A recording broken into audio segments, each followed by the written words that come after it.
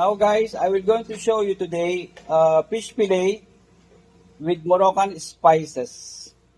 Here are the spices guys of our fish fillet inspired by Moroccan dishes.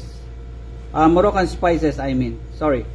We have here pickled lemon, olive oil, garlic, coriander powder, turmeric powder, cumin, black pepper and paprika, tomatoes.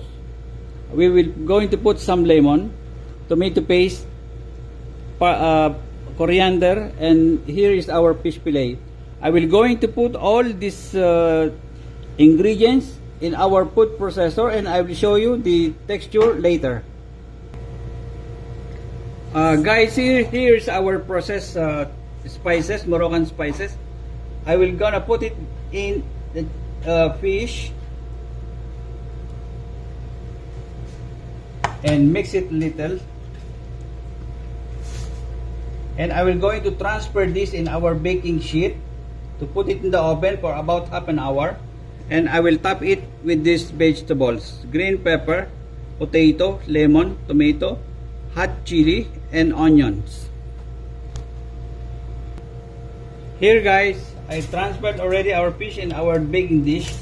I'm gonna put a baking sheet paper, wax paper, and cover it with aluminum foil and bake it for around 25 minutes.